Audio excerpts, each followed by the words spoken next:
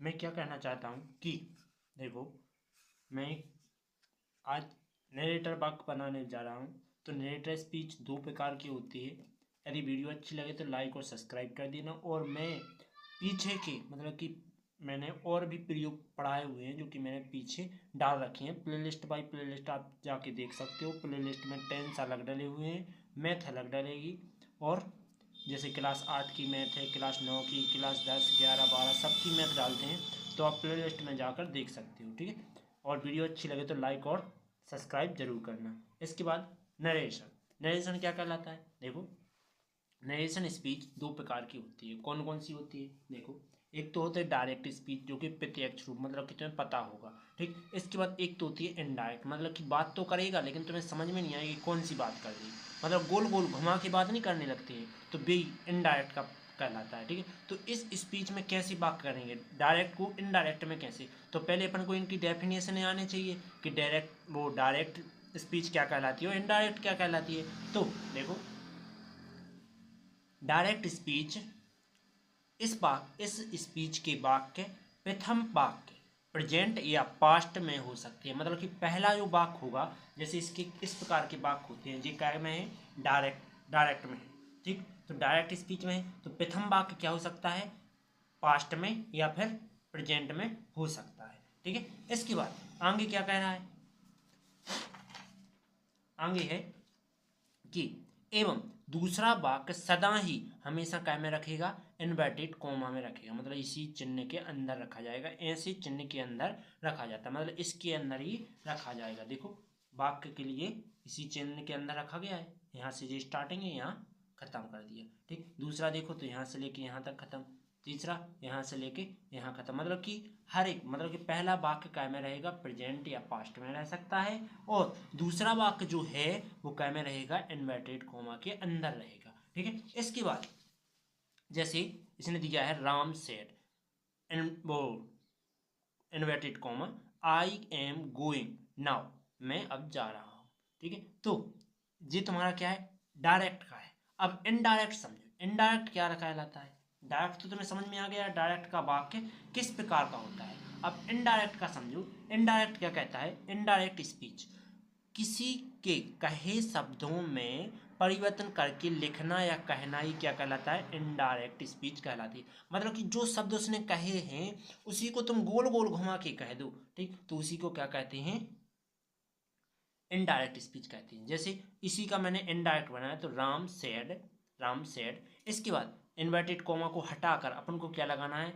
या देखो, इसमें रूल होते हैं। यदि डायरेक्ट से इनडायरेक्ट में जाना है तो इसमें कुछ रूल काम करते हैं। यदि जैसे मान लीजिए सिंपल एफर्मेटिव वाक्य रहा, ठीक, तो जो इसकी सहायक क्रिया जैसे प्रेजेंट कंटिन्यूअस है तो पास्ट कंटिन्यूअस से पहुंच जाएगी। यदि मान लीजिए जी एफर्मेटिव में है तो क्या रहेगा? इसमें दैट जुड़ेगा। यदि ओनली वर्ब वर्ब है, इस वाक्य में वर्ब, इस वाक्य में वर्ब, तो क्या करेंगे? बीच में टू लगाएंगे। यदि मान लीजिए ये इंट्रोगेटिव वाक्य का मैंने आगे रूल लिखे हो तो आप वहां ज़्यादा समझ में आएंगे, ठीक है। तो यहाँ मैंने क्या किया? राम सेड, इसके बाद यहाँ लगाया मैंने दैट।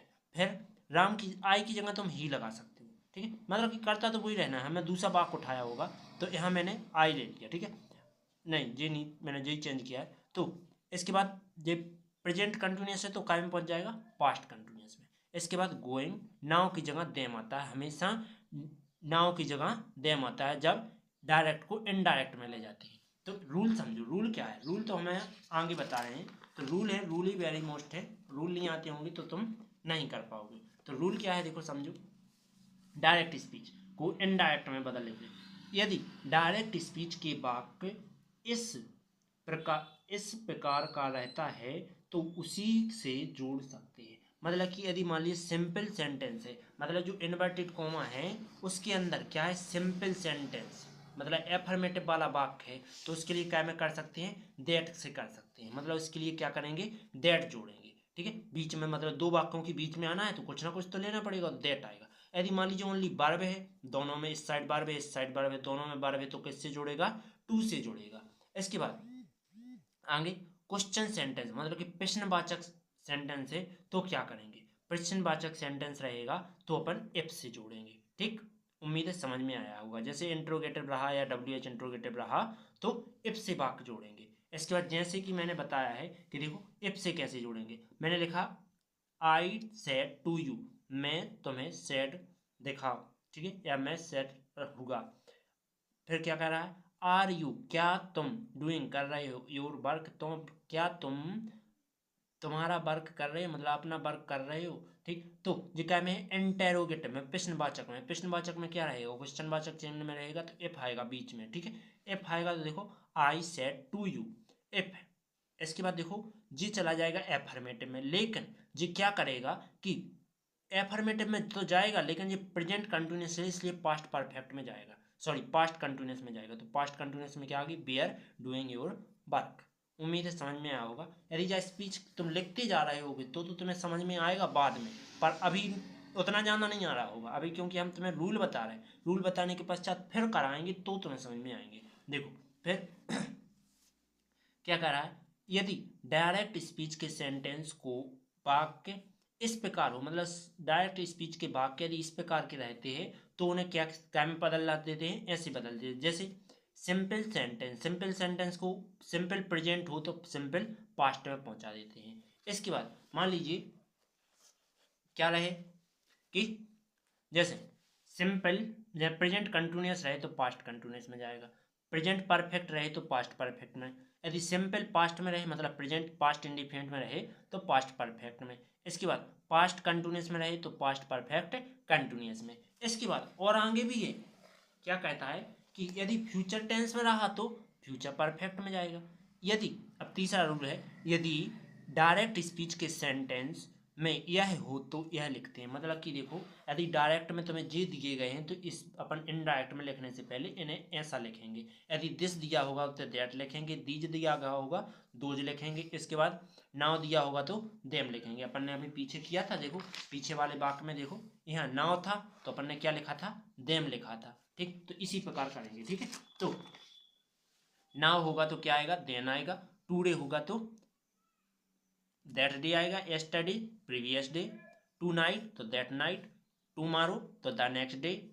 इसके बाद एगो मतलब बिफोर, कम आएगा तो गो लिखेंगे और हियर लिखेंगे तो देयर लिखेंगे, ठीक है। उम्मीद है अब और इतने तक तो समझ में आ गया होगा। अब बनाते हैं अपन वाक्य, देखो समझो, ये है वाक्य, क्या लिखा है, खुशबू स्वेड टू मी। तो इसके लिए अपन को क्या करना है, change into narrator, change into narrator लिखा आएगा तो तुम्हें तो डायरेक्ट समझ जाना है कि डायरेक्ट से क्या करना है, इनडायरेक्ट में ले जाना है। तो इनडायरेक्ट में हमने अभी बताया का प्रयोग होता है, प्रयोग क्या करते हैं कि अपन लिखेंगे खुशबू, पहला सेम वाक्य खुशबू, इसके बाद शेयर, इसके बाद टू मी। अब मेन चीज यहां से स्टार्ट है, अब तुम्हें पहले मिलाना है कि ये कौन सा सेंटेंस है, एफर्मेटिव है या फिर वर्ब है ओनली, फिर या क्वेश्चन मार्क है। तो अपन को एफर्मेटिव दिखाई दे रहा है, एफर्मेटिव रहता है तो अपन किससे जोड़ते हैं, हमने अभी बताया था कि यदि मान लीजिए ये एफर्मेटिव सिंपल सेंटेंस रहेगा, एफर्मेटिव रहेगा तो दैट से जुड़ेगा, मतलब कि किससे जुड़ना है, वाक्य दैट से जुड़ना है। तो दैट से जोड़ते हैं, जोड़ो, तो इसको लिखेंगे दैट।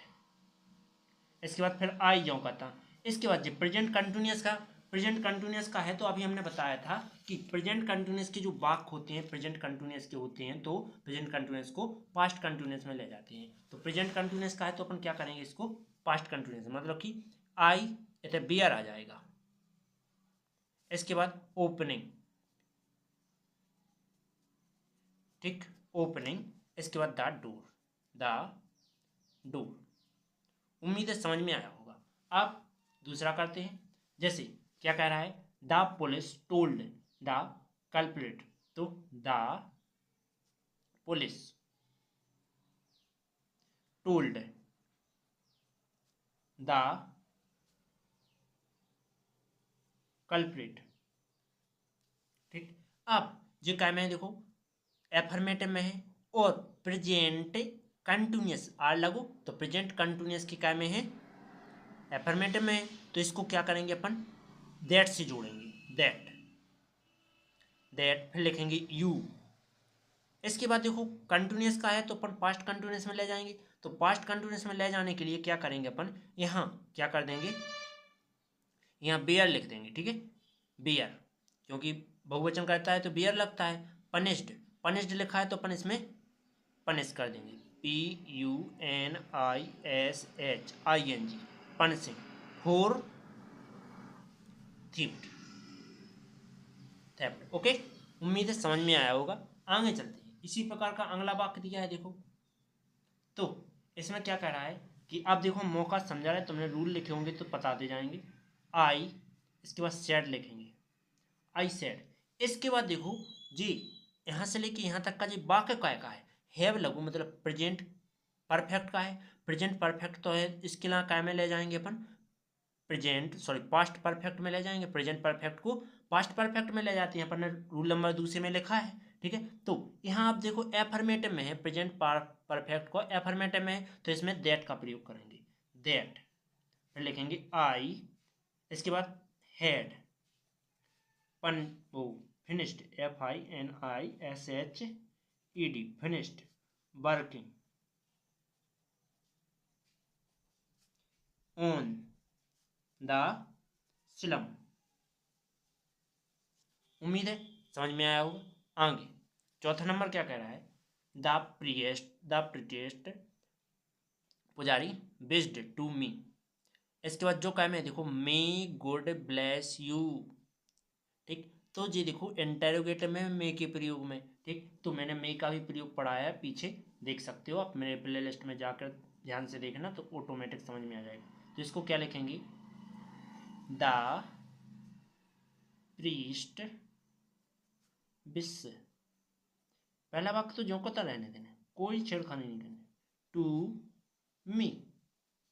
इसके बाद ये इंटेरोगेटिव में है, इंटेरोगेटिव मतलब क्वेश्चन वाक्य कहलाता है। क्वेश्चन वाचक वाक्य में क्या होता है, एफ से जुड़ता है तो यहाँ एफ लगाएंगे। ठीक, इसके बाद फिर मे को हटा देंगे, गॉड लिखेंगे, गॉड, फिर मे पहुंच जाएगा आगे, ब्लेस यू। ओके, उम्मीद है समझ में आ गया होगा। इसके बाद लास्ट वाक्य और समझा रहे, चलो 2 वाक्य और समझा रहे, तो पहले 5वां नंबर हो जाने दो। 5वां नंबर क्या करना है कि ही सेड, तो अपन इसको क्या करेंगे, ही सेड। इसके बाद क्या करेंगे जी देखो, प्रेजेंट कंटिन्यूअस का एफर्मेटिव वाक्य है, प्रेजेंट कंटिन्यूअस का एफर्मेटिव है, एफर्मेटिव है तो अपन क्या करेंगे देखो, इसमें ज़्यादा कुछ चेंज नहीं करेंगे जी, एफर्मेटिव है और प्रेजेंट कंटिन्यूअस का है। ठीक, तो इसमें दैट का प्रयोग हुआ, एफ का तो होगा नहीं, क्यों, क्योंकि एफ का क्वेश्चन मार्क वाचक में होता है, तो क्वेश्चन वाचक तो है नहीं है। इसके बाद लिखेंगे होनेस्ट, होनेस्टी।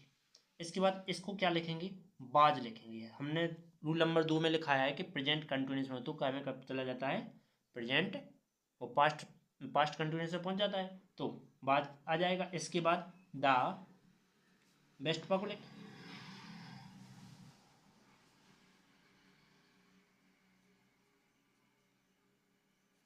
उम्मीद है समझ में आया होगा। अब आगे क्या लिखा है, प्रीति सेड। इसके बाद लिखा है इज एज असीता, इसीता वर्किंग। ठीक, तो ये काय में है, ये वाक्य तुम्हारा देखो उस वाक्य में जा रहा है, काय में जा रहा है, ये जा रहा है तुम्हारा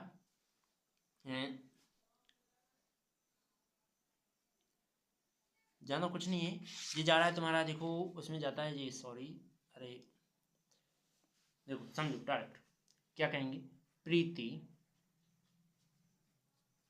सैड, प्रीति सैड। इसके बाद क्या कहेंगे, दैट कहेंगे, क्योंकि प्रेजेंट कंटिन्यूअस के WH इंट्रोगेटिव में जाता है, सॉरी ओनली इंट्रोगेटिव में, तो ये वाक्य अपन इफ से भी जोड़ सकते हैं। ठीक, तो इफ से जोड़ेंगे, ठीक, इफ जोड़ सकते नहीं, जोड़ना ही है क्योंकि आगे लगी। इसके बाद इसीता, इसीता,